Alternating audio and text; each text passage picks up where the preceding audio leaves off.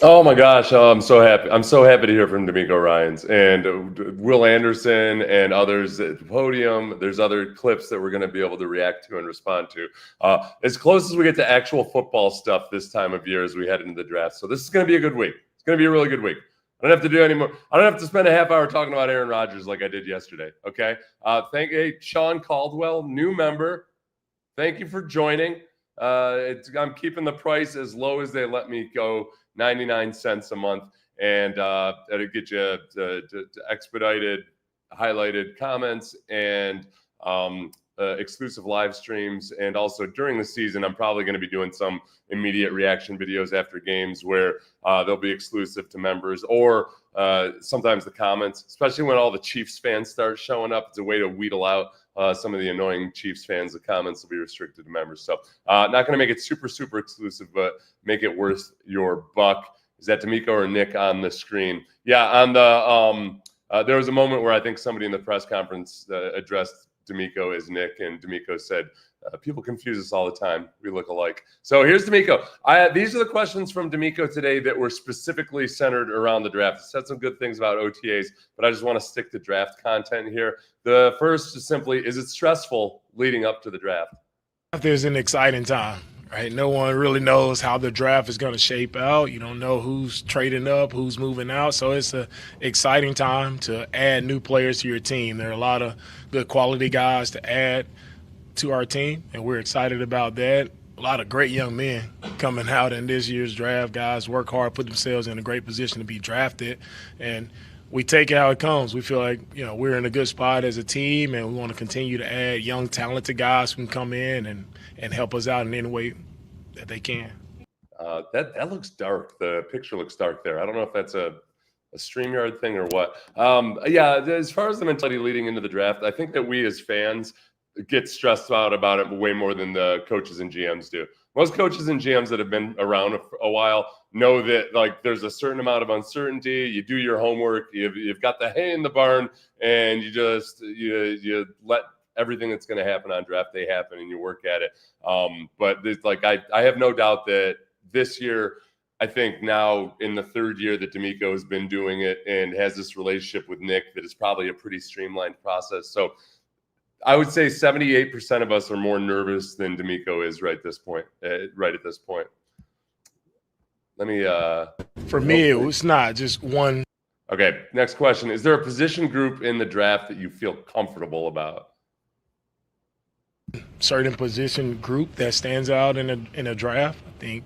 So a lot of good players, a lot of different positions. Just kind of make sure we want to just add the right guys who can help us out. Brendan, thank you for pointing out that my voice sounds tinny. Let me try to switch this around here. This is the stuff you get. Yep. Thank you very much. Remember the days when I just didn't even have my mic connected at all? Those were the days. As far as the one thing about this draft that's kind of frustrating and annoying is that the defensive ends and the defensive tackles are probably the strength of the draft, more so on the edge rushers. And I've almost completely neglected really even caring about the edge rushers because I'd be really surprised if the Texans take an edge rusher. And yet there's always the chance we'll get to the best player available stuff later on. The offensive tackles, I think the top tier guys that are going to go in the top 15, you don't feel like, oh yeah, those guys are slam dunk type top 15 offensive tackles. And yet, because it's such a high demand position, they probably will. But there are a lot of guys that I feel good about as first rounders. And that's where picking 25 in a year where you need offensive tackles and offensive guards. If the Texans were sitting on a top 5 pick, I'd kind of feel like, this year it's probably gonna work out all right. Let's see. That's clear now. Good. Thank you. Then, is their board set by now? Nick last week said that they're still tinkering a little bit, and I think by and large it's ready, but they might be having philosophical debates or discussions about certain things. Next question, how do you assess younger players who might not quite fit now but can grow into it? I think the question was in regards especially to maybe the swarm mentality. The one thing I always tell my coaches is we're here for a reason. We're coaches, right? You're here to teach. You're here to develop and grow young men. And that's our job and something we should all take pride in. Like, you don't want a finished product. No one's a finished product. A lot of the guys we're talking to are 21 years old. Where were we when we were all 21, right? But we've all grown a lot since being 21, right? In a lot of different areas. And it's the same thing, the same mindset and approach you take when you're drafting a young guy. How are you going to help? Where of course he has the talent. He wouldn't be getting drafted if he didn't have the talent. He has that talent. So now what are you doing as a coach, as a teacher to enhance his skill set, make him better, give him more tools to work with, put in his tool belt so he can become better as a player, but also as a man off the field. And that's where coaches really shine. The coaches who can develop guys and help them maximize their potential, those are the coaches who are really great and they stick around the league for a long time. Okay, one guy that was mentioned in the press conference, it's not in these clips because it wasn't specifically about the draft, was Dino Vaso, the defensive backs coach, who was here pre-Demeco. And we probably don't talk about Dino Vaso enough, and that you had a defensive backfield last year that had two rookies and a still very young Derek Stingley, that all three of those guys performed and shined. And then Jalen Petrie in his role, in a new role, did a really good job. And Vaso's been here for several years now, and you got to give a tip of the cap to him. When it comes to assessing guys and just, okay, what are they? They're 21 years old, and what can they be? I think that Kalen Bullock's a great example of that. Kalen Bullock, when they brought I think you look at him and you saw how raw he was as a college player, how skinny he is. And I've seen his workout videos where it looks like he's working out really hard. He's always going to be kind of skinny. You got to add a little bit of, 5-10 pounds of muscle to that frame over time. He seems like the kind of kid, kind of like Corey Bradford was back when I played, the kind of kid that could probably eat a dozen donuts and not gain a single ounce. Corey Bradford would frustratingly, annoyingly walk in on any given day with an entire tray of donuts, and he'd just be munching from it. And he'd be sitting there with his 3.5% body fat. I feel like Kalen Bullock's going to be that. He's a hard gainer, but obviously he developed a lot. The other side of it is and this is where it gets interesting with the Texans, is they care so much about football character, swarm mentality, all of that. Have you established enough of a culture that now when a younger guy comes in that you're not quite sure about, and he's a good kid, but he's just kind of immature? And some of the guys that are in the draft, Josh Simmons, there's the whispers that maybe he's got maturity issues. There's a tipping point where you don't want to have too many of those guys on the team, because then all of a sudden you just got problems everywhere. But if you've got a strong culture built, you can bring in a few guys that maybe have character concerns or maturity. I much prefer a maturity issue than a character issue. There's one thing if a guy just isn't quite mature. There's another if a guy's a D-bag, and he's going to be that way. If he's a sociopath, there's no fixing a sociopath. There's fixing immaturity. Okay, this is a good one. Where have you grown as a scout? Not where I want to be as a scout, but I'm still working. It's a tough process, right? It's time consuming, and it takes a lot of work, right, to really see where a guy is and to see the potential in, first off, what's his role for your team. I think that's always at the forefront of our mind when you're watching a guy. Like, yeah, he's a good player. How does he fit within our team, right? And what will that role be? And how are you going to enhance him once he gets here? So it's, my eye for talent is hopefully I'm getting the right guys in here, talent-wise, but also getting the good people, as I've said before. But I wish I could see more Will Andersons. That makes it a lot easier when I see a guy who works as hard as he works and it shows up, on the film and just the person that he is. You see guys that way, that makes it a lot easier to scout. But yeah, and I wonder if Tyler Booker, who doesn't fight, he doesn't fall into the same category physically as Will Anderson. I mean, Will Anderson was very gifted physically. Tyler Booker is the opposite end of the spectrum, where he's not a great athlete by offensive line standards, but the work ethic and all of that.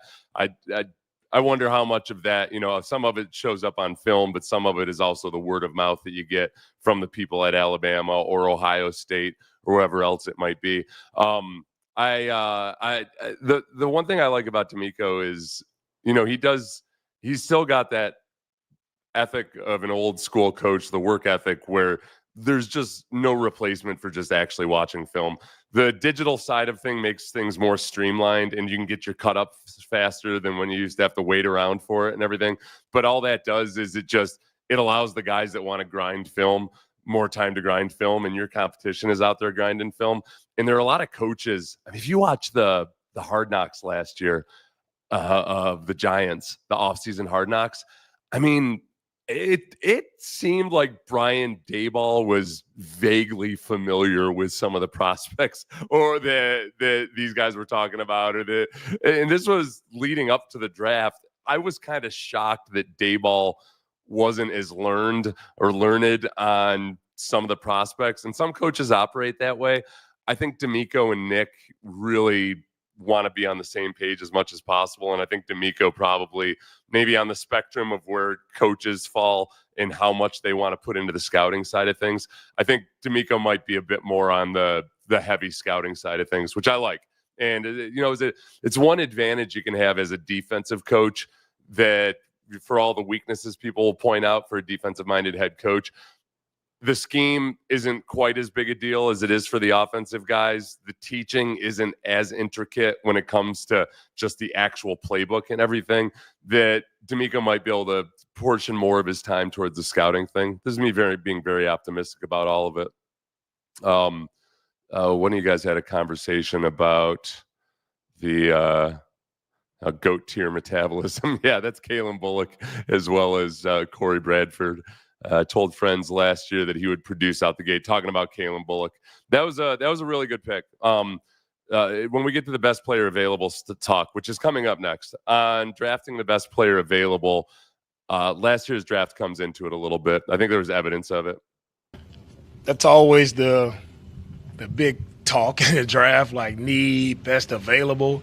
For us, we're gonna take the best guy on the board. We won't just pass up a top player on our board just because we have a need at a certain position. It's okay to enhance and have a really strong position group if the draft falls that way. So you go in, there's no handcuffs on, hey, we have to draft this certain position and we're stuck at only looking at this position. No, we have a broad view of how we want to enhance our team, and it's not just looking at it, in I guess in a tight lens of it's only one way. Like if it's a position there, if it's a player that can really change our team, like we're going to take that guy. So that's where we talk about not truly drafting for need. We want to take the best players on our board.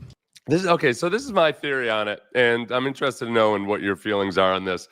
I've always felt that it seems to me, given that every GM is going to tell you that they take the best player available, and sometimes different teams will have their boards tweaked a little bit by positional need, and they might rate guys a little, so they can honestly say, yep, we just take the best player available. But meanwhile, maybe that year they've got offensive linemen up there on their board. Maybe there's a couple tiebreakers there, and you've got the offensive linemen rated a little bit higher on your board than defensive linemen. So it makes it a simpler process on draft day that you just say, okay, yep, there's our guy, we're going to take him. But it's weighted a little bit. With Nick, I've always felt that part of him trading as aggressively as he does is that there's times where perhaps he'd really like to draft, say, a defensive tackle last year. And there was a part of the draft last year where at the top of the second round, 3 defensive tackles went in the span of 4 picks or 5 picks, whatever it might have been. And there were reports that the Texans were trying to trade up at that point. They didn't. They couldn't successfully get up into that band of defensive tackles. So, for one, all those defensive tackles were gone. But then you end up taking, in that draft, safety was a position in need, but Blake Fisher getting drafted, I don't know if that point, I don't know how many of you were thinking like, oh yeah, they're totally going to take a swing tackle, a developmental swing tackle at this point. I think at that point, Blake Fisher was probably the best player available on their board. And maybe they tried to move up or down, but that's just the way it fell. And it's, Nick would say, hey, you're going to have to use him at some point this season. They did, but the year before they'd gotten George Fant in free agency before training camp. So it's it's not like Nick doesn't look at it as we have to fill all our needs in the draft here. So I think Nick tries to take the best player available, but they sometimes try to throw themselves into a spot where the best player available is an offensive lineman or a wide receiver this year. And it might just work out that 25 is that spot. Maybe they trade up a little bit. It feels like conveniently this year, 25 might be the spot where the best player available also happens to be a position of need. All right. On diagnosing and developing the swarm mentality. The mentality that I'm looking for in guys when I meet them in person, I just want to get a feel for their love for football. And that's really what separates guys in my mind. And you can tell, asking the right questions, you can see how dedicated a guy is to really growing and being better, being coachable and wanting to grow. You see the film and how a guy finishes, what effort a guy puts in, what is a guy doing away from football, away from the set schedule, what is he doing to prepare himself on his own as a player. That speaks to me as far as a guy's mindset and his willingness to play with all-out effort, to play with that physicality that we like to see. So some guys definitely have it, and it can be enhanced in other guys. Just you have to get a sense of what guys have been taught as well from their college programs, and you see, how you can help guys get better in that regard. Yeah. Okay. So there's two things there. There's on the field swarm, but then there's also the off the field swarm. And I think especially with the young guys, you see guys a lot of times, especially on the defensive line, where, man, this guy plays like his hair is on fire. I think Walter Nolan, the defensive tackle, is like that. You watch him and you think, man, there's some things that it's like a lesser version of Will Anderson in some ways. Like the guy just goes. Sometimes there's times where, man, he could make life easier for himself if he wasn't just trying to physically punish the guy in front of him and use a little technique, a lot like Will Anderson was in college. But it just needs to be refined. That part of it is very, very swarm. But then you've got other reports with Walter Nolan, like John Harris the other day when he was on Payne and Pendergast said, well, sometimes you might not know whether he gets upset and pissed off and just leaves the practice field. All right. So then the question is, the guy's got the right fire, but he's also young. And is it the kind of guy that he's a good guy, but he just runs really hot and he's just got to learn to rein that in a little bit? That's a big guess. And as it is with all of these reports about character or anything else like that, it could mean a million different things, and some of them are valid and some of them aren't. But with a guy like that, hypothetically, you kind of got to ask, okay, is he Charles Haley crazy, or is he Alonzo Spellman crazy? I like Charles Haley crazy. That's the right kind of man. The guy's got a temper. He's aggressive, all of that. And you just got to rein a few things in and sometimes maybe have a conversation with him and see about what some guys are overly sensitive when they get coached. And it's just because they haven't learned how to frame the criticism. They take it as a personal insult instead of one of my favorite coaches ever, Frank Gant Sr., used to always really stress the guys. I'm not criticizing you. I'm not attacking you. I'm attacking the problem. And hey, you and I both have the same thing. Like you've got a problem with your technique. It's a problem for me. We're attacking that problem. I'm not attacking you. So sometimes it's as simple as that, is kind of just giving the guy a little bit of tutelage on how to handle criticism.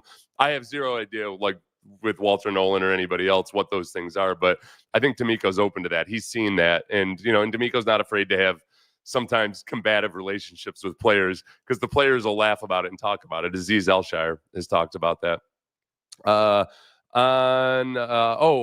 is the new offense affecting the draft board? I believe this was a Cody Stutes question. Yeah, with our new offense, the process is get great offensive players. That helps us, right? It's coaches, all coaches around anywhere would say, man, you get great players, that helps you coach better. So we're looking for talented young men at all positions. It's been great working with Kaye. Kaye's done a great job of just setting the tone this morning in the meeting.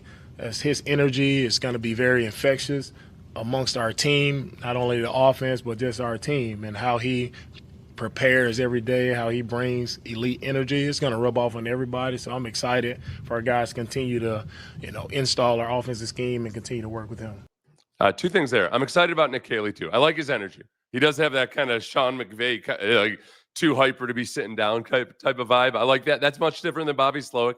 Not that there's any one correct personality or what have you, but Bobby was more of an academic type, whereas Nick Kaye seems very much like a blue collar type of guy. He seems like the guy that came from that region of Ohio where he comes from, where there's just nothing but great high school football and all that stuff.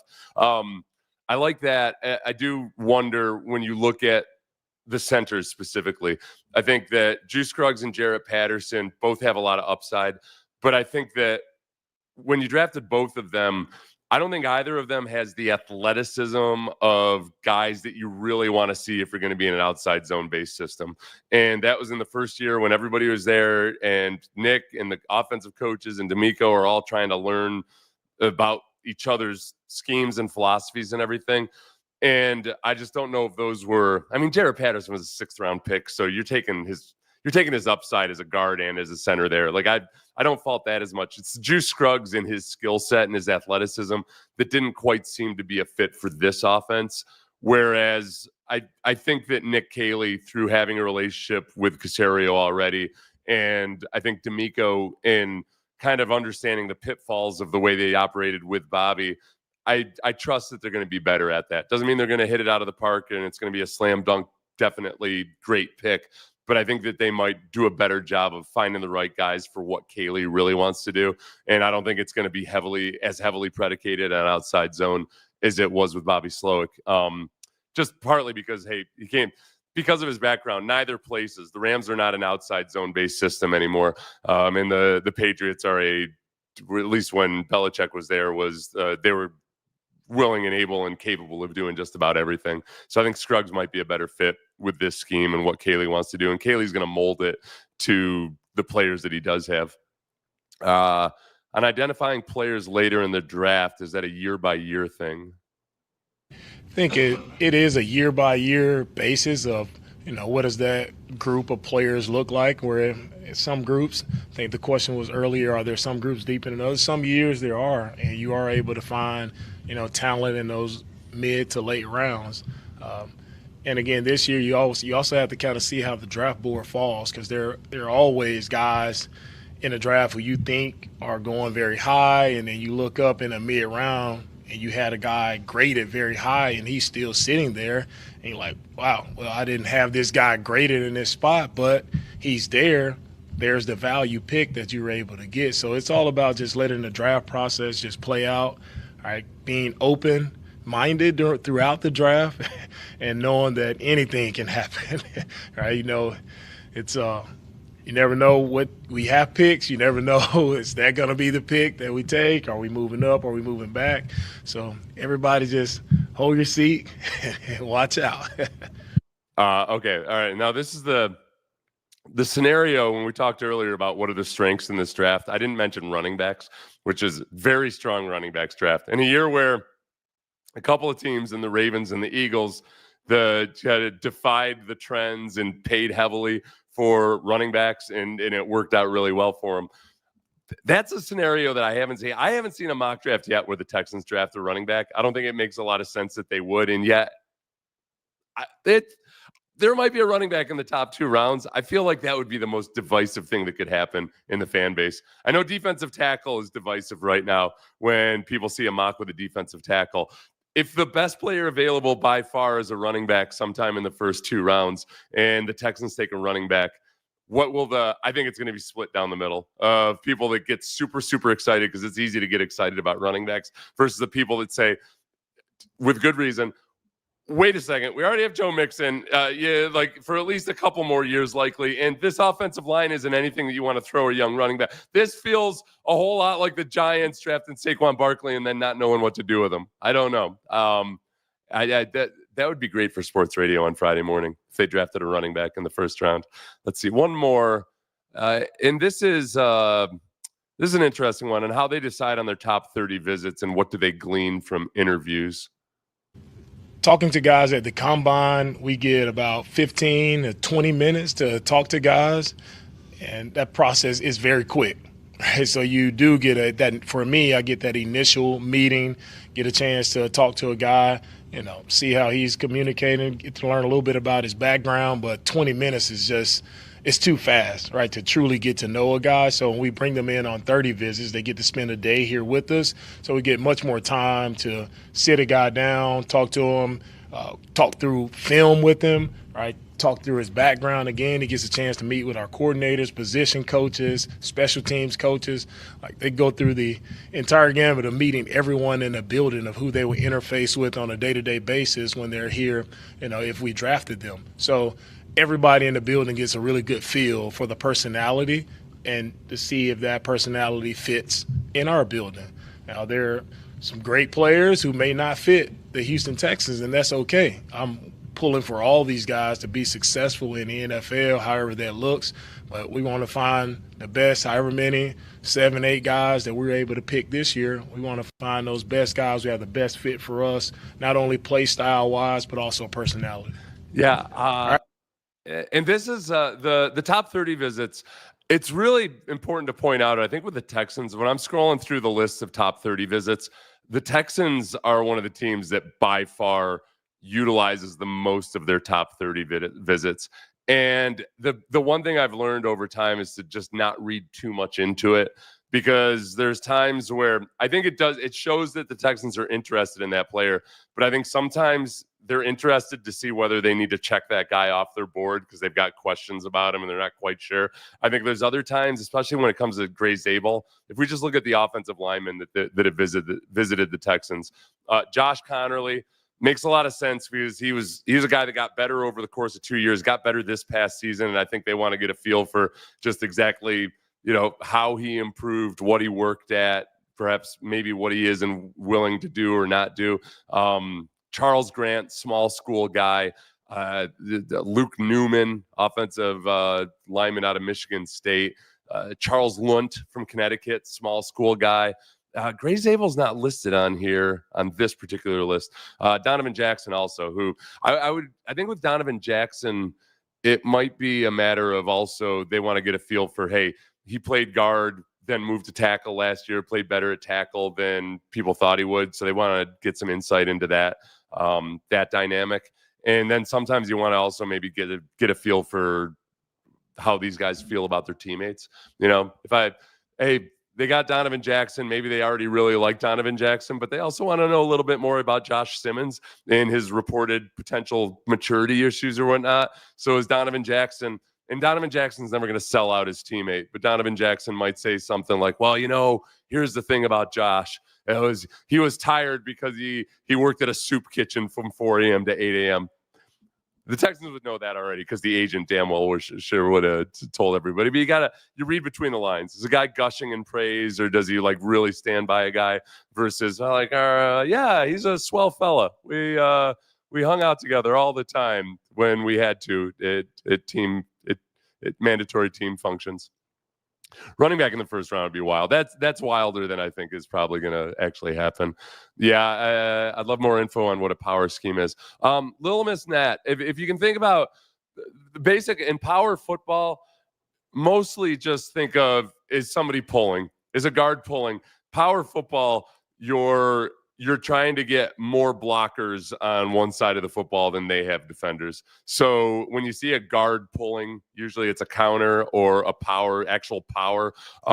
You kind of consider that power football. When you have a fullback in the backfield and he's a lead blocker, that's power football. The actual power play is when you have a guard, like let's say you have a right guard, pulls, comes to the left, you're overloading that side of the ball. You'll hear counter Trey is the Steelers forever back when they were a super power football team. You're just trying to overload one side of the football. Lots of double teams and just old school football. And goes hand in hand with gap scheme, a little bit of that. There's I should put a link. One of these future videos, I'll do a link. There's some really good YouTubes that'll break it down for you in 10 minutes without getting overly. The hard part with the more technical stuff in football is that it's football coaches doing it, and they'll end up showing you the same play 27 times. And that's what it would. When I first got to college, I remember just thinking, like, how long are we going to spend on this one play? This is awful. But there's a market for it. There's really good stuff. Another guy. There's a YouTube channel with a few retired offensive linemen. Somebody will probably bring it up here in the comments. Somebody else had a comment. Let me grab a few of these before I go help my wife plant some trees. Zach Tootin from Virginia Tech would be a great running back to add later. Yeah, and I wonder, third round and later might be the sweet spot where I wouldn't be surprised if the Texans take him. Yeah, Sammy, I think a third rounder, I wouldn't be upset at all. The first couple rounds, I'm kind of hungry for what I want. And I'd be surprised if they did it, just given that it's such a rich running backs draft. Scatabo, very popular amongst non-Texas fans.